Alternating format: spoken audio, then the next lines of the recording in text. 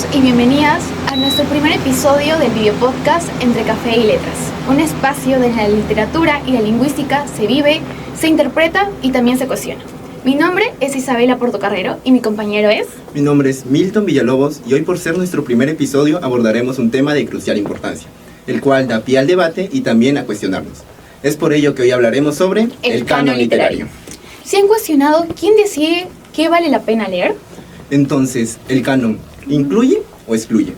Es por ello que a lo largo de esta entrevista abordaremos diferentes preguntas con una perspectiva tanto de estudiantes como de docente. Es por ello que hoy tenemos nuestra primera invitada especial.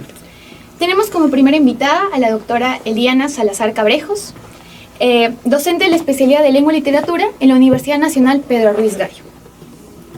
¿Cómo están, jóvenes? Buenos días. Gracias, Claudia e Isabela. Gracias, Milton. Bueno, es un tema muy polémico que no es de ahora, desde mucho tiempo atrás, así que espero que se pueda entender y también comprender cómo es que hoy en día hablamos de canon literario. Bueno, bienvenida nuevamente, profesora. Gracias por aceptar nuestra invitación.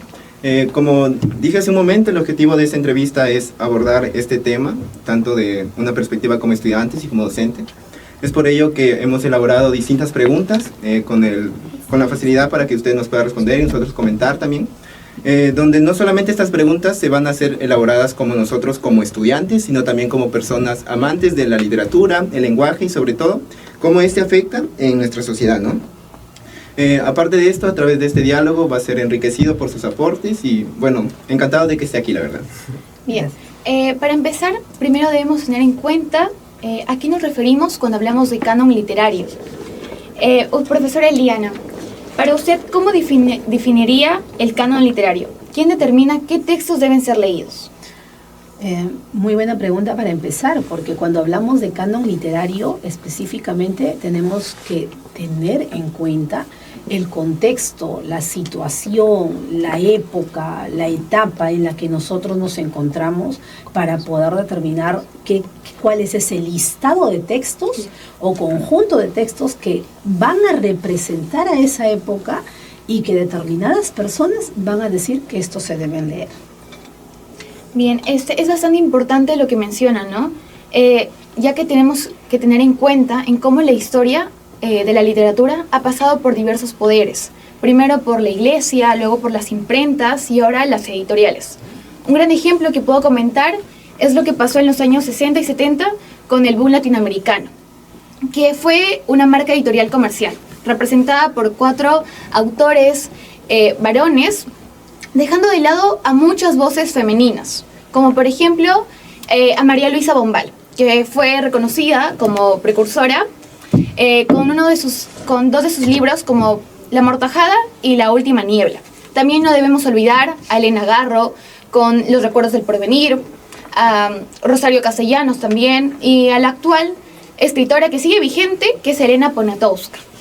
Claro, de acuerdo contigo, Claudia, porque muchas veces dejamos de lado, ¿no?, la perspectiva de la mujer frente a la escritura que nos muestra, porque muchas veces nos muestra una perspectiva que tal vez como hombres erradamente no queremos leer, porque tenemos ese pensamiento erróneo de que las mujeres mayormente escriben para niños o que solamente escriben para un romance, ¿no? Cuando esto no es así. Y bueno, es ahí donde el punto que quería llegar y preguntarle a usted, docente, sobre el rol que hace frente al estudiante, ¿no? Porque muchas veces son la selección de textos los que influyen en esto. Y ahí viene la pregunta, ¿cuál cree que sería el rol del educador en la selección de las lecturas escolares o universitarias? ¿Existe realmente esa libertad docente frente a la selección de estos textos? Para poder responder a tu pregunta, me voy un poquito a la historia. Recordemos que en la Edad Antigua, cuando surge la escritura, ese es el contexto en el que los textos van a empezar a producirse. Ahí todavía no podemos hablar de un canon específico. Sin embargo, ¿no?, en la realeza, la nobleza, ¿no?, los emperadores, la corte, ya determinaba qué textos y con qué finalidades debían leerse y desarrollarse y hasta representarse épica y cómicamente, ¿no? Entonces ahí vamos encontrando distintos tipos de textos que se desarrollaban justamente en la Edad Antigua. Pero es en la Edad Media, que justo lo mencionó Isabela, que es la iglesia quien empieza sí o sí, de una manera oficial, a determinar qué tipos de textos se van a leer.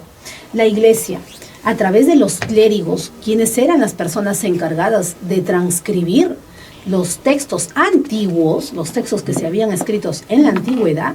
Ellos tenían la función de desarrollar, digamos, esa transcripción fiel, sin enmendaduras, sin algún error, porque imagínate cometer algún error a la hora de escribir estos textos, que incluso era la misma iglesia que seleccionaba los textos que el pueblo debía leer.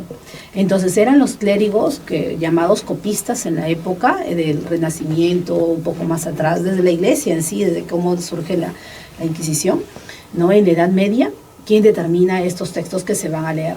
Pero con la modernidad, como lo mencionaste, la imprenta va a cumplir un rol muy importante, ¿no? Ya no hablamos de copistas, pierden su función, así como hoy en día la inserción de la IA, y ahora la función de muchos profesionales pues se ven en peligro. Lo mismo sucedió con la imprenta, ¿no? Y el rol que van cumpliendo. Pero hay algo muy importante, que en el contexto actual, vamos a decirlo así, el rol de la mujer se ha visto un poco relegado, ¿no? ¿Por qué? Porque quienes producían los textos, en la mayoría, eran los varones, eran los hombres. Y ahora, algo también muy importante que hay que acotar, que querramos o no, va a formar parte de, es que en nuestra sociedad, digamos, si hablamos del boom latinoamericano, del rol que va a cumplir el docente, porque todo esto tiene que ver con el docente, todo lo que hace el saber cultural, la ciencia, la escuela lo reproduce, de alguna manera trae esa perspectiva a la escuela y lo reproduce. Entonces, digamos en la modernidad, con el boom latinoamericano, son las editoriales más bien que determinan qué lector, qué escritor, qué autor va a tener, digamos, va a ser exitoso a la hora de escribir sus textos, ¿no? Ya no era como en la antigüedad, el autor, el creador, como lo solíamos ver, sino que ahora va a cambiar la perspectiva. Entonces va a relegarse un poco el rol del creador, pero aún así el rol de la mujer no estaba, digamos, la voz de la mujer no estaba, digamos, no bien vista, sino no tenía voz en ese contexto. Sí. La mujer estaba relegada, y algo mencionábamos, por ejemplo, sobre cómo escribía la mujer, ¿no? Escribía bien para niños o bien para amor, y no podía hablar de política, por ejemplo, ¿no? ¿Qué textos hay de políticas que hablan las mujeres? Por ejemplo, hoy en día Teresa Való, ¿no? Con su texto Imparables. Entonces, se van a ir determinando. Y esto es lo que la escuela trae, ¿no? La escuela lo que hace es reproducir lo que la literatura, el saber cultural, literario, hace afuera y lo determina en la escuela. Entonces, ¿usted cree que la malla curricular encasilla los textos que deben ser leídos o que se pueden modificar? Vamos a decir así, cuando hablamos de malla curricular, debemos tener en cuenta el currículo nacional. ¿Qué nos plantea el currículo nacional? Si bien es cierto, nos dice que debe ser diversificable, ¿no? Porque tenemos una gran variedad cultural, ¿no? Y por lo tanto, en las distintas regiones, las escuelas deben adaptar lo que ya viene a nivel nacional sobre cómo desarrollar las competencias en el aula. Entonces, nosotros en el aula, en distintas regiones, en distintos escenarios, vamos a determinar qué textos van a ser leídos. Pero ojo, esto tiene mucho que ver con cómo está viviendo el estudiante, si es que el docente escucha y mira las necesidades del estudiante, y a la vez también si la escuela atiende a las necesidades e intereses de la localidad. Claro, porque yo había leído justamente eso que usted menciona, ¿no? Que la malla curricular sí puede ser moldeada por el docente, pero que antes tiene que ser visualizada o aceptada por la institución educativa, ya que no se puede dejar de lado el objetivo final, ¿no? Que es el desarrollo de las competencias del estudiante. A criterio propio, pienso que el docente sí puede tal vez influenciar, ¿no?, en la malla curricular, ya que aunque sea un trabajo extra, como usted dice, porque literalmente tiene que visualizar el contexto social o cultural de dicha localidad, creo que a la larga trae frutos, no solamente en el docente, sino también en el estudiante. Porque muchas veces se piensa que el docente solamente es un facilitador de conocimiento, un facilitador de información al estudiante. Creo que debemos cambiar eso, ya que el docente en sí lo que hace es fomentar una lectura reflexiva, desarrollar el pensamiento crítico en el estudiante, ya que le va a permitir analizar, cuestionar y comprender más allá de lo superficial, no más allá de lo que solamente se puede leer. Totalmente de acuerdo con usted, profesora, y Milton. Y más ahora que estamos en una era digital, ¿no? Y especialmente las redes sociales, que influyen tanto en la visibilidad de los textos. Aunque muchas veces debe ser necesario no leerlos en superficialidad, sino indagar, reflexionar y hacer cuestionarnos, manteniendo ese pensamiento crítico en cada uno de nosotros. Leer como vivimos también es un acto de resistencia y una forma de transformar lo que entendemos por literatura legítima. Antes de cerrar, queremos agradecerle por estar aquí, por acompañarnos y por reflexionar sobre ese tema tan importante con tanta claridad y profundidad. Nuevamente gracias, profesora, por su presencia. En serio, estamos agradecidos con usted. Y bien, y ahora para cerrar nos gustaría interactuar también con el público, con todos aquellos que nos están visualizando. Queremos hacerle una pregunta a ellos y sería, ¿hay algún libro considerado parte del canon que no logró conectar con ustedes como lectores? ¿O alguna vez sintieron aquella presión, ¿no?, de decir, sí me gusta un libro solamente por el reconocimiento que este tiene?